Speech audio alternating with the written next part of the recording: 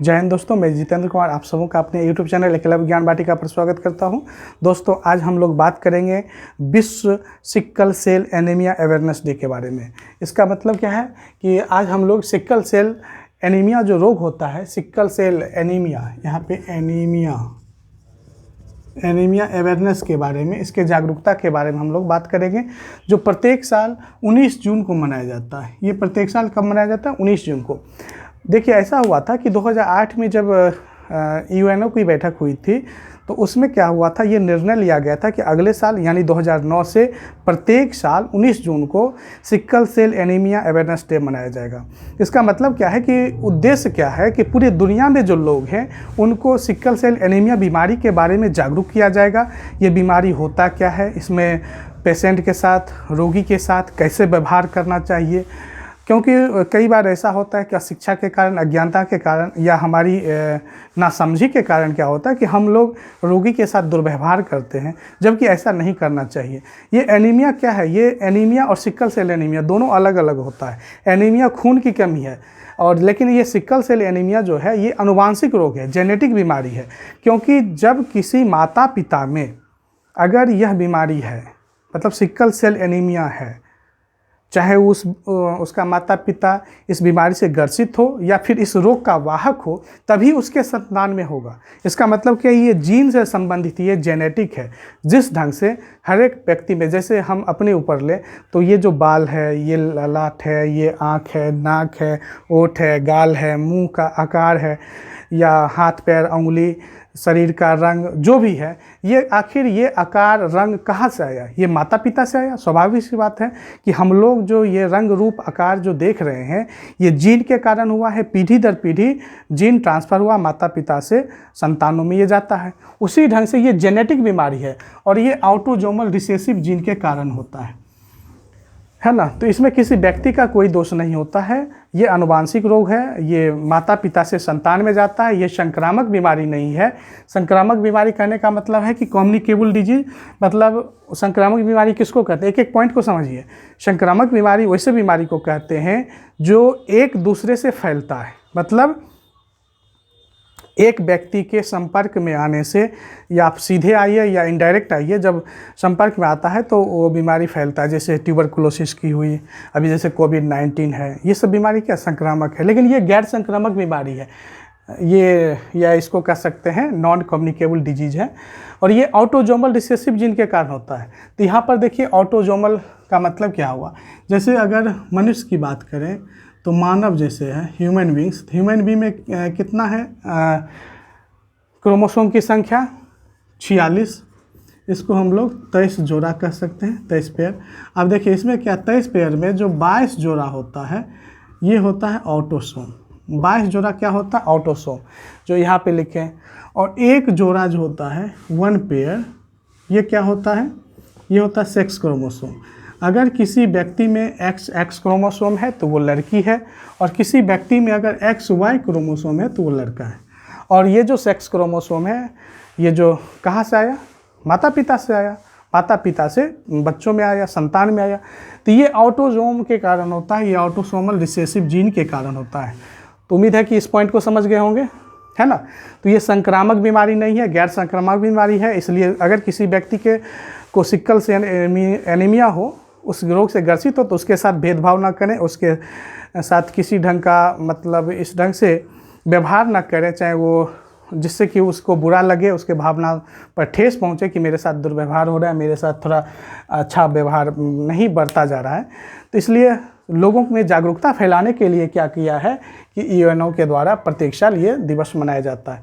चलिए हम लोग इसकी थोड़ा सा जेनेटिक्स को समझने का प्रयास करते हैं, आखिर सिकल सेल एनीमिया में होता क्या है। तो देखिए, ये आरबीसी है ना। ये क्या है? आरबीसी। आरबीसी का जो लाइफ टाइम होता है वो 120 दिन होता है। हम लोग जानते हैं कि ब्लड का 3 कंपोनेंट है, ब्लड का 3 भाग है, आरबीसी, डब्ल्यूबीसी और प्लेटलेट। कई बार हम बता चुके हैं कि आरबीसी जो होता है ऑक्सीजन को ढोने का काम करता है। जैसे हम लोग सांस लेते हैं, सांस लिए तो सांस कहाँ गया? फेफड़ा में। फेफड़ा में जाने के बाद क्या होता है, वहाँ पर हीमोग्लोबिन आरबीसी में अंदर होता है हीमोग्लोबिन, वो ऑक्सीजन को कैप्चर करता है। एक हीमोग्लोबिन 4 ऑक्सीजन को पकड़ता है और फिर ढोकर शरीर के विभिन्न भागों में जो कोशिका है हर एक कोशिका तक ले जाता है। कौन? ये आरबीसी, और आरबीसी में उपस्थित हीमोग्लोबिन। अब समझिए कि अगर शरीर में हीमोग्लोबिन कम हो जाए, आरबीसी कम होगा तो स्वाभाविक सी बात है हीमोग्लोबिन कम होगा। जब हीमोग्लोबिन कम होगा तो फिर क्या होगा? ऑक्सीजन की आपूर्ति बंद हो जाएगा। जब शरीर में ऑक्सीजन का सप्लाई बंद हो जाएगा तो फिर शरीर का जो भी सिस्टम है वो चौपट होने लगेगा। शरीर का अंग है, लीवर है, किडनी है, ब्रेन है, हार्ट है, बोन मैरो है, जो भी है सब कुछ डैमेज होना शुरू होगा, क्योंकि उसको ऑक्सीजन नहीं मिलेगा। तो स्वाभाविक सी बात है कि मेटाबॉलिक एक्टिविटी जो होता है उसको प्रभावित होगा। अब देखिए होता क्या है कि नॉर्मल आरबीसी है, उसका आकार होता है उभयतल। ये जो उभयतल हम लिखे हैं ऐसा आकार का होता है। अब इसको समझिए कि सिंपल भाषा में समझिए, अगर आप अपने से पेड़ा बनाए होंगे तो क्या करते, पहले खुआ निकालते हैं, खुआ से को निकाल के पहले गुल्ली जैसा गोल गोल ऐसे ऐसे घुमा के करते हैं। उसके बाद जब पूरा हो जाता है तो उसको थोड़ा सा हाथ से उसको बड़ा टिकिया जैसा बना के बीच में ऐसे करके अंगूठा से ऐसे दाब देते हैं, तो वो क्या हो जाता है कि ऐसे हो जाता है और बीच में धंसा हुआ रहता है। बस उसी आकार का कौन होता है? आरबीसी होता है। लेकिन इसका क्या होता है कि पॉइंट म्यूटेशन होने के कारण, म्यूटेशन बता रहे हैं क्या होता है, पॉइंट म्यूटेशन होने के कारण क्या होता है, इसका आकार ये हंसिये जैसा हो जाता है। हंसिया का मतलब क्या हुआ? जैसे घास काटने में हम लोग हंसुआ का उपयोग करते हैं ना, उसी को हंसिया कहते हैं। ये लकड़ी का मुट्ठी बना होता है और इसमें जो लोहा का क्या होता है, ये बना होता है इस ढंग का आकार, और आधा चांद की तरह, और इसमें थोड़ा थोड़ा थोड़ा थोड़ा दांत जैसा रहता है, उसको छेनी से काट काट के बनाया जाता है। इससे हम लोग क्या करते हैं? घास काटते हैं, मकई काटते हैं, गेहूँ काटते हैं, है ना, तो वो घास काटने में काम होता है। इसी आकार का हो जाता है आरबीसी। अब सोचिए उस आकार का जब आरबीसी हो जाएगा तो फिर इसका जीवन काल जो है 10 से 20 दिन का हो जाएगा। कहने का मतलब शरीर में जो आरबीसी 120 दिन तक जिंदा रहना चाहिए वो 10 से 20 दिन में मर रहा है। और जब 10 से 20 दिन में मर रहा है तो क्या होगा? शरीर में आरबीसी की कमी होगी, और जब शरीर में आरबीसी की कमी होगी उसके बाद क्या होगा? शरीर में ऑक्सीजन का जो सप्लाई है वो प्रभावित होगा। जब वो बाधित होगा तो फिर शरीर डैमेज होना शुरू होगा। तो ये बेसिक कंसेप्ट है। अब ये क्यों होता है, इसके पीछे कौन जिम्मेदार है, इसको हम लोग थोड़ा विस्तार से पहले देखते हैं। तो ये समझिए यहाँ पर एक पॉइंट आया है कि म्यूटेशन। म्यूटेशन को आप लोग ऐसे समझिए कि म्यूटेशन का हिंदी होता है उत्परिवर्तन। उत्परिवर्तन इसका मतलब क्या हुआ कि अगर मान लिया जाए कि किसी व्यक्ति में या किसी जीव में उसके जीन में एकाएक चेंज हो जाए, एकाएक बदलाव हो जाए, सडन एकाएक जब बदलाव होगा तो उसी को क्या कहते हैं? म्यूटेशन। सपोज कीजिए कि मनुष्य है और उसके जीन में एकाएक ऐसा वेरिएशन आ जाए, एकाएक ऐसा चेंजिंग आ जाए कि उसको 2 सींग निकल जाए, और ये पीढ़ी दर पीढ़ी ट्रांसफ़र हो सकता है। ये लाभदायक भी हो सकता है, हानिकारक भी हो सकता है। तो म्यूटेशन चूँकि ये बहुत बड़ा टॉपिक है, इसलिए उस पर हम विस्तार से चर्चा नहीं करेंगे, लेकिन आप ये मोटा मोटी समझिए कि एकाएक जब चेंजिंग होता है तो वो क्या कहलाता है? म्यूटेशन कहलाता है, जो बेनिफिशियल भी हो सकता है, लीथल भी हो सकता है। कई केस में ये लाभदायक भी है, कई केस में ये हानिकारक भी है। तो यहाँ पे जो होता है पॉइंट म्यूटेशन के कारण, ये जो जीन में पॉइंट म्यूटेशन के कारण क्या होता है? ये सिकल सेल एनीमिया होता है। ये अनुवांशिक रोग है ना, जेनेटिक डिजीज है। अब देखिए यहाँ पे हमने लिखा है कि ग्लोबुलिन, ये हीमोग्लोबिन की चर्चा की है, क्योंकि आरबीसी के अंदर क्या होता है? हीमोग्लोबिन। अब देखिए हीमोग्लोबिन में क्या है कि 2 तरह का परिवर्तन होता है। अगर इसके अनुवांशिक संरचना, जैसे इसका जेनेटिक जो स्ट्रक्चर है, अगर उसमें खराबी हुआ, उसमें बदलाव हुआ तो थैलेसीमिया बीमारी होगी। लेकिन अगर इसके ग्लोबुलिन प्रोटीन में अगर जो एमिनो एसिड है अगर उसमें बदलाव हुआ तो सिकल सेल एनीमिया की बीमारी होगी। अब देखिए इसको समझिए कि ये जो है एमिनो एसिड और प्रोटीन को समझिए, इसमें क्या नाता है। इसको समझने के लिए आप सिंपल समझिए कि जैसे घर में देखते होंगे कि हमारी माँ बहनें क्या होती है? मोती का माला पहनती है। तो ये सोचिए कि छोटा छोटा मोती है।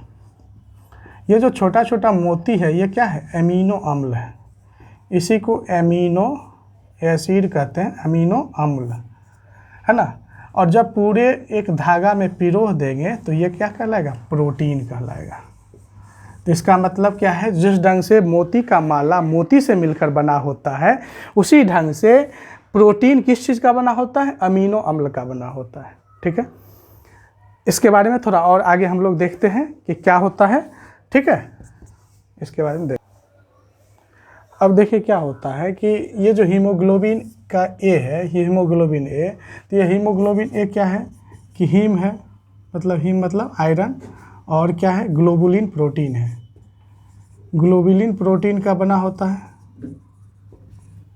तो ये ग्लोबुलिन प्रोटीन का बीटा चेन जो है उसमें क्या होता है कि छठा पोजीशन पर, जैसे 1 2 3 4 5, और ये पोजीशन क्या है 6th पोजीशन, यहाँ पे होता है एमिनो एसिड, इसका नाम है ग्लूटामिक एसिड। इसका नाम क्या है ग्लूटामिक एसिड, ग्लूटामिक अम्ल। अब यहाँ पे क्या होता है कि वैलिन आ जाता है। ये एमिनो एसिड है कौन, वैलिन। इसका मतलब क्या हुआ कि ग्लोबुलिन के बीटा चेन में छठा पोजीशन पर ग्लूटामिक एसिड के जगह पे कौन आ गया, वैलिन आ गया। तो ये एमिनो एसिड का जो पोजीशन है उसमें परिवर्तन हो गया, जहाँ पर होना चाहिए ग्लूटामिक एसिड वहाँ पर आ गया वैलिन। और ये म्यूटेशन के कारण हुआ, जिसके कारण क्या हुआ है कि आरबीसी का आकार जो ऐसा होना चाहिए था वो हो गया ऐसा। अब खुद देखिए कि आकार में क्या परिवर्तन हो गया, है ना, ये आकार में परिवर्तन हो गया। अब इस आकार में परिवर्तन के कारण ही ये बीमारी होती है ना, ये आनुवांशिक बीमारी है, जेनेटिक डिजीज है। अब देखिए इसका लक्षण क्या क्या होता है। तो लक्षण होगा, पहला नंबर गंभीर एनीमिया होगा। जब ये बीमारी हुआ सिकल सेल एनीमिया, तो आकार ये तो 120 दिन तक जिंदा रहता था नॉर्मल आरबीसी, अब ये 10 से 20 दिन में मर जाता है। मतलब है कि उसको शरीर में जल्दी से जल्दी आरबीसी बनना चाहिए। अगर तो इसका मतलब है कि उसको या तो नेचुरली बन रहा है तो ठीक है, नहीं बन रहा है तो फिर उसको बाहर से ब्लड देना पड़ेगा, उसको ब्लड ट्रांसफ्यूजन करना होगा, बार बार रक्त चढ़ाना पड़ेगा, है ना। दूसरा बात है कि इसके कारण क्या होगा कि लीवर है वो ख़राब होगा, स्प्लीन खराब होगा, बोन मैरो शरीर का है वो खराब होगा, किडनी खराब होगा, शरीर में दर्द होगा, सांस लेने में तकलीफ़ें होगी, जहाँ जहाँ जॉइंट है वहाँ पे दर्द होगा, बेचैनी होगा, घबराहट होगा, व्यक्ति मतलब ज़्यादा थका थका सा महसूस होगा। तो ये सब ढेर सारी परेशानियाँ होगी किसमें, इसके कारण। ठीक है, तो यहाँ देखिए अगर कंपटीशन की दृष्टि से देखें तो यहाँ पर एक चीज़ पूछता है कि ये सिकल सेल एनीमिया के रोगी में क्या परिवर्तन होता है। तो पहला नंबर पूछता है किस में परिवर्तन होगा। तो ये अगर पूछ दिया ऑप्शन में दिया हीमोग्लोबिन में, तो ये होगा। अगर दे दिया ग्लोबुलिन, कौन सा ग्लोबुलिन चेन में होगा, तो ये बीटा चेन में होगा। तो बीटा चेन के किस पोजीशन पर, तो 6th पोजीशन पे। उसमें किस एमिनो एसिड में, तो ग्लूटामिक एसिड बदल जाएगा किस में, वैलिन में। तो ये ऑप्शन में दे देगा ग्लूटामिक एसिड बदलेगा वैलिन में या वैलिन बदलेगा ग्लूटामिक एसिड में। तो ये सब घुमा फिरा के कंपटीशन की दृष्टि से भी बहुत सारा क्वेश्चन इससे पूछा जाता है। ऐसे जानकारी के लिए भी हम लोग को रखना चाहिए कि क्या होता है सिकल सेल एनीमिया, उसको थोड़ा सा समझ अपना विकसित करना है। अब देखिए इसके उपचार के लिए क्या करेंगे। तो ये उपचार अगर देखा जाए तो नॉर्मली इसका अभी तक कोई वैसा उपचार नहीं है जो आम लोगों की पहुंच तक हो सके, सबके लिए सुलभ हो सके। अभी जैसे जीन थेरेपी है, उसमें जीन थेरेपी होता है या बोन मैरो ट्रांसप्लांट होता है, तो ये सब बहुत हाई लेवल का चीज़ है जो आम जनता के बस की बात नहीं है। या स्टेम थेरेपी है, अब स्टेम सेल की ही बात करें तो ये सब तो बहुत खर्चीला है, बहुत पैसा इसमें चाहिए। तो आम जनता इससे इस सब तकनीक से इलाज नहीं करवा सकता है, उसकी बस की बात नहीं है, क्योंकि इसमें काफ़ी खर्चा होता है। अब देखिए कहता है कि जब बच्चा रहता है, बचपन में पता चल जाता है, तो उसमें फॉलिक एसिड कहता है कि 1 ग्राम पर डे उसको देना चाहिए।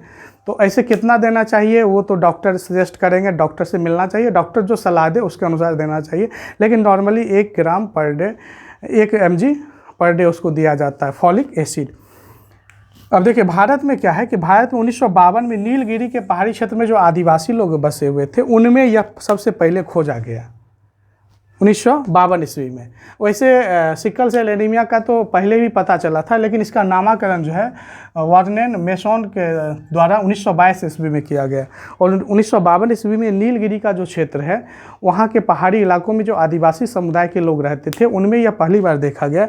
उसके अलावा जो महाराष्ट्र का क्षेत्र है या पूर्वी गुजरात का क्षेत्र है, एमपी, छत्तीसगढ़, केरल, तमिलनाडु, उड़ीसा का जो क्षेत्र है, उन क्षेत्रों में आदिवासी समुदायों में ये सिकल सेल एनीमिया का जीन काफ़ी मात्रा में देखने को मिलता है, उनमें ये है। लेकिन इसका मतलब ये नहीं है कि सिर्फ सिक्कल सेल एनीमिया आदिवासी समूह में ही होता है, आदिवासी जनजाति जो हैं उन्हीं लोग में होगा, ऐसा नहीं है। अगर भारत का सर्वे देखें तो मालूम चलता है कि 50% सिक्कल सेल का जीन है ओबीसी और जनरल लोगों में है। तो इसका मतलब ये नहीं है ये किसी जाति विशेष से संबंध रखता है, ऐसा कुछ भी नहीं है। ये किसी भी में हो सकता है, ये तो जेनेटिक है, जीन जिसमें जाएगा उसमें होगा, है ना। ये तो ये ऑटोजोमल रिसेसिव जीन के कारण हो रहा है। तो जैसे ही ये तो माता पिता से आ रहा है, तो उसका माता पिता अगर कैरियर है या माता पिता में अगर है मतलब पहले से सिक्कल सेल एनीमिया का जीन है, तो स्वाभाविक है उसके संतान में जाएगा ही। तो ऐसा बिल्कुल नहीं है जी ये किसी जाति, किसी लिंग, किसी संप्रदाय, किसी क्षेत्र के लोगों में ही सिर्फ है। हाँ, ये है कि सर्वे के आधार पे हम लोग कह सकते हैं कि उस लोकेशन में ज़्यादातर पाया जाता है, लेकिन ऐसी कोई बात नहीं है कि सिर्फ उसी लोकेशन में होगा, दूसरे जगह नहीं होगा, है ना, क्योंकि ये जीन से संबंधित है। अब देखिए, तो इसके उपचार के लिए क्या कर सकते हैं, तो ये सब स्टेम थेरेपी ये सब तो है ही, तो ये सब तो काफ़ी खर्चीला है। इसके अलावा हम लोग कुछ और भी विधि को अपनाकर सिक्कल सेल एनीमिया को रोक सकते हैं। तो जैसे अभी क्या होता है, शादी होती है, तो शादी से पहले क्या होता है, मुहूर्त निकाला जाता है, जन्म कुंडली का मिलान किया जाता है। लेकिन उसके साथ साथ अगर हम लोग जीन कुंडली का भी मिलान करें, उसके जीन को देखें, लड़का और लड़की दोनों को जीन को अगर हम लोग देखें, उसका क्या कहते हैं जीन काउंसलिंग करें, तो पता चल जाएगा कि उसको सिक्कल सेल एनीमिया है या नहीं है। लेकिन ये अभी हो नहीं रहा है। लेकिन अगर किया जाए, उसका मेडिकल हिस्ट्री लिया जाए, कुंडली के साथ साथ एक जीन काउंसलिंग भी किया जाए, तो स्वाभाविक सी बात है कि हम पता चल जाएगा कि लड़का या लड़की कौन कैरियर है इस जीन का, या कौन इस रोग से ग्रसित है। तो उसके साथ फिर हम लोग सोचेंगे कि शादी किया जाए कि नहीं किया जाए, क्या किया जाए। दूसरी बात है कि जब माँ के गर्भ में बच्चा पल रहा होता है, जब वो एम्ब्रायो स्टेज में रहता है, भ्रूण अवस्था में रहता है, तो उस समय जैसे ये भ्रूण है, जैसे यहाँ पे अगर हम लोग देखें तो ये क्या होता है कि ये एम्ब्रायो है। तो यहाँ पे क्या होता है कि यहाँ पे एमनियोटिक फ्लूइड होता है, ये एमनियोटिक फ्लूइड भरा होता है। तो इस एमनियोटिक फ्लूइड के जांच करने से, एमनियोसिंथेसिस के द्वारा इसका जांच होता है, तो तकनीक से एमनियोसिंथेसिस के द्वारा इसका जांच करने से पता चल जाएगा कि इस भ्रूण जो है इसमें किसी प्रकार का जेनेटिक रोग तो नहीं है। ऐसा तो नहीं है कि ये जो भ्रूण जो पल रहा है वो सिक्कल सेल एनीमिया से ग्रसित है। तो हम लोग क्या कर सकते हैं कि इसका फ्लूइड का जाँच करवा कर पता कर सकते हैं। उसके बाद जब बच्चा का जन्म हुआ, तो जन्म से 4 महीना का है, उस समय भी जांच करवाने से पता चलेगा। तो ये सब कुछ तरीका है जिससे हम लोग पता कर सकते हैं। लेकिन अगर मान लिया जाए कि किसी के घर में सिक्कल सेल एनीमिया से ग्रसित लोग हैं जिनको ये बीमारी है, तो उनके साथ क्या व्यवहार करना चाहिए। तो उनके साथ हमेशा सहानुभूतिपूर्वक व्यवहार करें, उनके साथ भेदभाव ना करें। बल्कि वो ऐसा तो नहीं है कि वो खुद उसको बीमारी हो गया, वो तो जीन माता पिता का दिया हुआ है, वो उसमें उसका क्या दोष है। इसलिए उसके साथ भेदभाव ना करें, उसके खान पान पर खास करके ध्यान दें, उसे वैसा भोजन दें जिसमें विटामिन ए हो, जिसमें विटामिन डी हो, जिसमें कैल्शियम हो, जिसमें आयरन की मात्रा हो। जैसे उसको अगर हम लोग खाने के लिए देंगे तो पत्तेदार सब्जी देंगे, उसको अनार देंगे, सेब देंगे, दूध देंगे। तो ये सब चीज़ जो है मोटे अनाज है या ओमेगा 3 फैटी एसिड से जो संबंधित है, तो ये सब खाद्य पदार्थ उसको देंगे। गाजर देंगे, ब्रोफली है, ब्रोफली देंगे। तो ये सब खाने के लिए देना चाहिए, उसके साथ भेदभाव नहीं करना चाहिए, अच्छा बर्ताव करना चाहिए। अब देखिए, भारत सरकार भी इस रोग से निपटने के लिए कुछ प्रयास कर रही है। जैसे राष्ट्रीय बाल स्वास्थ्य कार्यक्रम RBS के जिसको शॉर्ट में कहते हैं, ये चला रही है। तो इसमें क्या है कि 0 से 18 साल के जो भी बच्चे हैं, तो उनका कंप्लीट एनालिसिस किया जाता है और उसमें कौन कौन सी बीमारी है, उस बीमारी के बारे में पता लगाया जाता है। अगर उसमें कोई ऐसा बीमारी है तो उस बीमारी की पहचान करना, उस बीमारी के निदान के बारे में सोचना और उसका क्या उपचार हो सकता है। तो इस सब पर सरकार एक सकारात्मक पहल कर रही है इस योजना के तहत। तो कुल मिलाकर अगर हम लोग देखें तो क्या है कि हमें सिक्कल सेल एनीमिया के बारे में जो कंप्लीट नॉलेज मिला, उसके आधार पे हम कह सकते हैं कि ये आनुवांशिक बीमारी है। इसके बारे में किसी प्रकार का भेदभाव ना करें, बल्कि इस रोगी के साथ भी सहानुभूतिपूर्वक व्यवहार करें और इसको जब जब ब्लड की ज़रूरत हो उसे ब्लड दिया जाए, उसके खान पान का खास ख्याल रखा जाए। और ये जो शादी से पहले है जीन काउंसलिंग अवश्य कराया जाए। तो इन्हीं से बातों के साथ हम आज का यह सेवा समाप्त करते हैं। आप लोग इसे नोट कर लें और ये आपके लिए काफ़ी महत्वपूर्ण होगा। आप इसे नोट कर लें और फिर भी समझ में नहीं आए तो आप कमेंट सेक्शन में ज़रूर लिखें। और वीडियो अगर अच्छा लगे तो आप इसे लाइक करें, सब्सक्राइब करें और अपना आप बहुमूल्य समय देकर वीडियो को देखा इसके लिए आपको बहुत बहुत धन्यवाद।